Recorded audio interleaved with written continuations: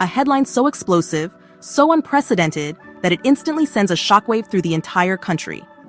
A sitting president of the United States is accusing elected lawmakers, all military veterans or national security experts, of committing seditious behavior punishable by death. Not behind closed doors, not in a heated debate, but publicly, loudly, and repeatedly.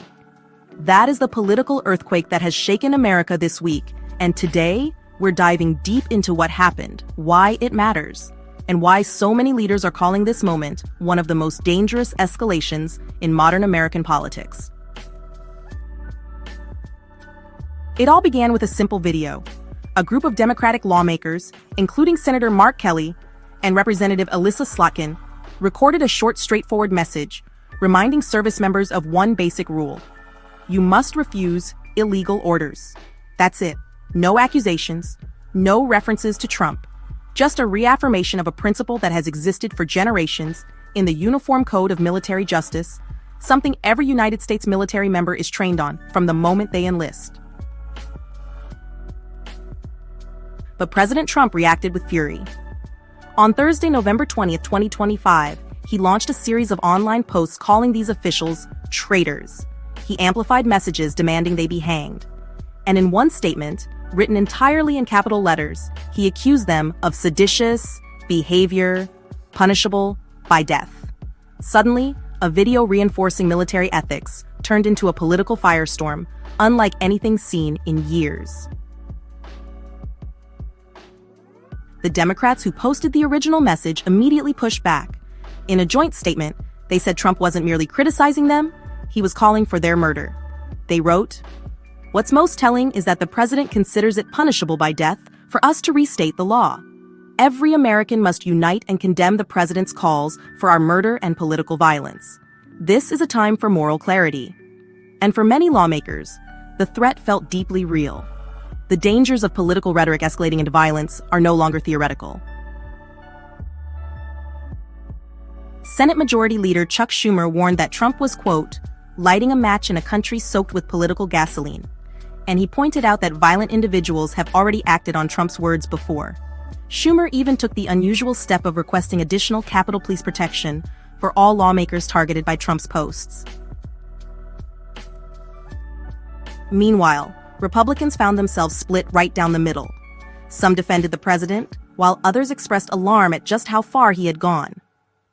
House Speaker Mike Johnson tried to soften the blow by claiming that Trump was simply defining a crime, not actually calling for executions. But not everyone bought that explanation. Senators Lindsey Graham and Rand Paul spoke up, saying the president had crossed a dangerous line. Paul, in particular, warned that Trump's language could encourage unstable individuals to take lethal action, saying, "That kind of rhetoric isn't good, and it stirs up people who may think traitors get the death penalty. Maybe I'll take matters into my own hands."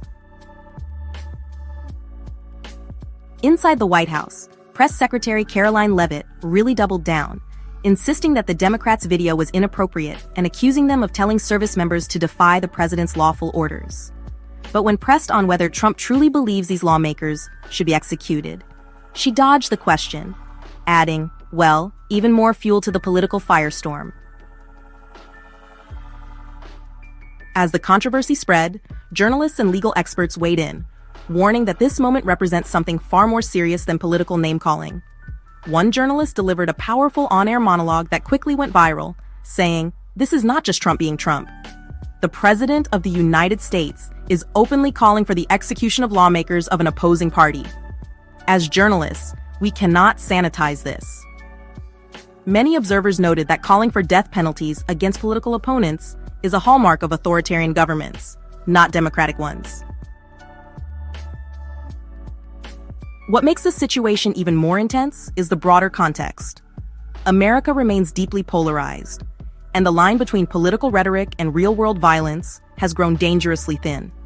What started as a routine video about legal obligations in the military rapidly transformed into a national debate over presidential power, military norms, and the limits of political speech. Senator Chris Murphy captured the gravity of the situation when he said, "Trump's words are extraordinary, and they put all of our lives in jeopardy." At this moment, it's unclear whether President Trump will walk back his comments, double down, or escalate even further. But one thing is certain: American politics has entered a chapter where the stakes have never been higher. The threats are no longer symbolic. The consequences are no longer hypothetical. And the question on everyone's mind is simple: what happens next? If you want to stay informed as this story develops, and if you believe conversations like this matter, make sure you like this video, share it with others, and subscribe to the channel for more updates. Thank you so much for watching.